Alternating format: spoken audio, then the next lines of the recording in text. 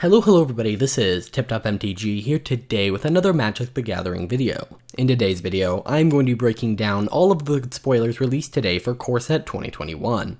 I'm going to go over their basic information, tell you what I think, and just give you my overall thoughts. Why don't we jump right into this? Our first card is Falconer Adept. It's a 4-cost white creature human soldier 2/3, and it says when it attacks, create a 1/1 white bird creature token with flying that's tapped and attacking. It's kind of interesting. In this set, we've seen a lot of cards that care about Azorius Flyers, and a lot of them don't have flying themselves. They either create flyers or boost flyers. So, yeah, in Limited, this is pretty good. But everywhere else, it's not going to see play. I mean, I guess it could end up seeing play in a Azorius Flyer deck. I just don't really see it happening. Next, we have Griffin Airy. It's a 2-cost white enchantment. It says, at the beginning of your end step, if you gain 3 or more life this turn, create a 2/2 white Griffin creature token with flying. Mono White Life Gain has a lot of good cards, whether it's Alset of the Bounty, Ajani's Pridemate, Heliod, the new version of Sunbond. All of those are very good cards. I don't know if there's enough room in that deck for this card, but it's definitely interesting to see more support for that theme. Next, we have Speaker of the Heavens. This is a 1-cost white creature human cleric 1/1 vigilance lifelink. So already this is it could be a pretty good card because it has another ability. It says tap, create a 4/4 white angel creature token with flying. Activate this ability only if you have at least 7 more life than your starting life total, and only anytime you could cast a sorcery. So in standard, as long as you have 27 life, you can tap this thing to make a 4/4, which is pretty crazy. It also has lifelink, which means it's a great target for Heliod to put counters on, and it has vigilance, which makes it an even better target for counters to be put on it. So I think this definitely sees play in at least some mono white life gain decks, although I could see a lot of mono white life gain decks phasing in black for a couple other cards. So I don't know. This might see play. If it does, it'll be in that deck, but we'll have to see. It's just the ability to repeatedly create 4/4s is insane.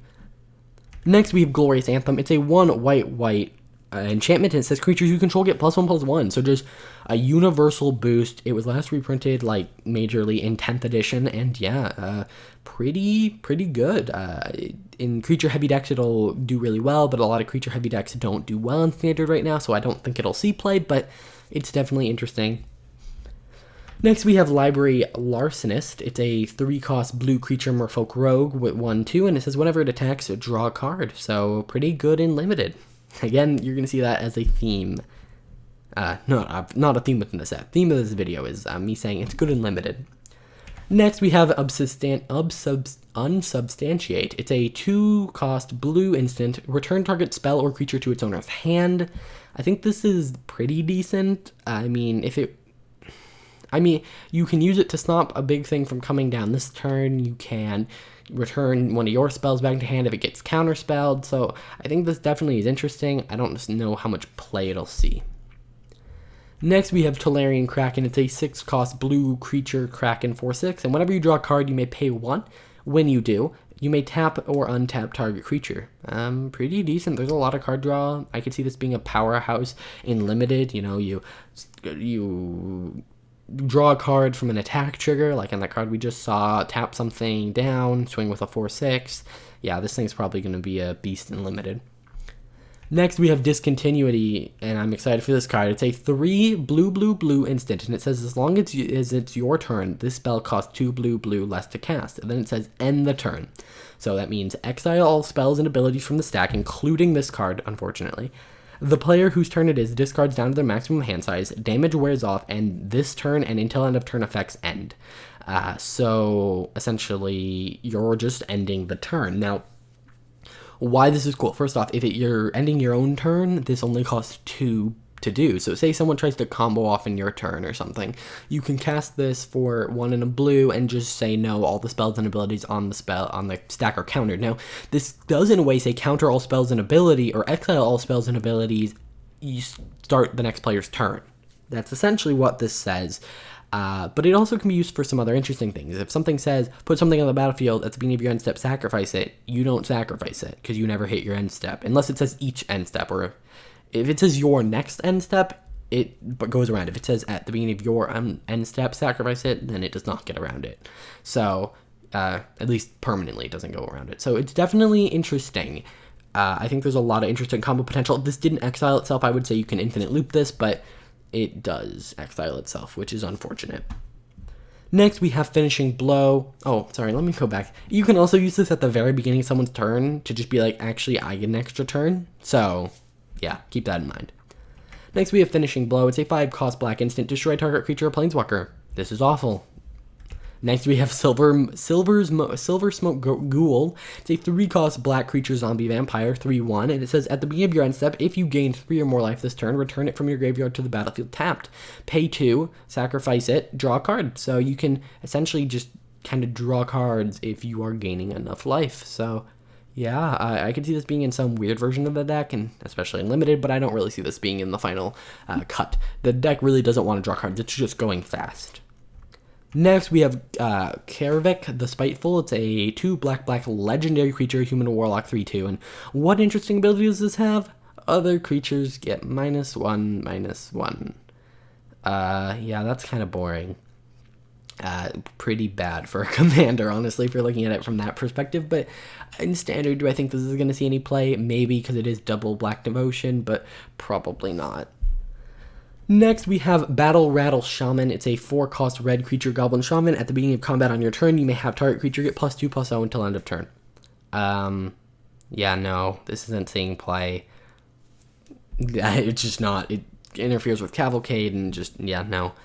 Next, we have Brash Taunter. It's a 5-cost red creature goblin 1/1 with indestructible, and whenever it is dealt damage, it deals that much damage to target opponent. So if you can turn a spell that says deal X damage to target creature, you can then turn that into deal X damage to target opponent, and this thing has indestructible, so it can just keep taking damage. Then you can pay 3, tap, Brash Taunter fights another target creature. So yeah, not bad, not bad. Next, we have Terror of the Peaks. It's a 5-cost red creature dragon mythic 5/4 with flying, and it says spells your opponent's cost that target it costs an additional 3 life to cast. So if you're going to target it, you have to pay 3 life. Whenever another creature enters the battlefield under your control, it deals damage equal to that creature's power to any target.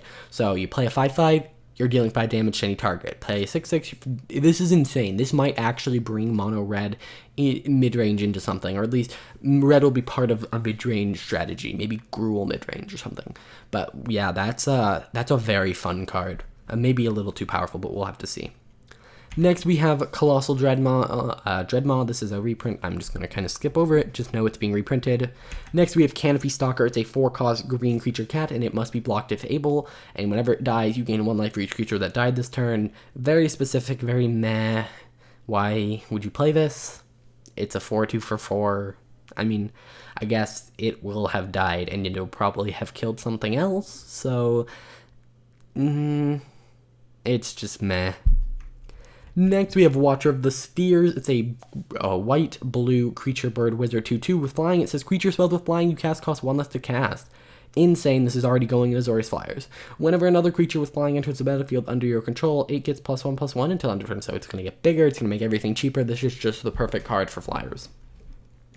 Next, we have Nyambi, Esteemed Speaker. It's a blue and a white for a legendary creature human cleric 2/1 with flash, and when it enters the battlefield, you may turn another target creature you control to its owner's hand. If you do, you gain life equal to that creature's converted mana cost. So you have a big creature, bounce it back to your hand, save it. You gain a bunch of life too. And then you can also pay 3 and tap to discard a legendary card, draw 2 cards. Not bad. Fits in a Legendary Matters deck. Interesting. Next, we have Animal Sanctuary. It's a land that taps for colorless, or you can pay 2 and tap and put a +1/+1 counter on target's bird, snake, dog, goat, ox, or snake. Did I say snake first? Target bird, cat, dogs, goat, ox, or snake. There you go. Yeah, if you're playing one of those decks, you probably want to put this in it. But yeah. Next, that's it. That's going to do it for this video. It was a little bit shorter, but if you enjoyed, please hit that like button, subscribe. Let me know what you guys think of all of those spoilers in the comments down below. I will see you guys in the next one. Bye.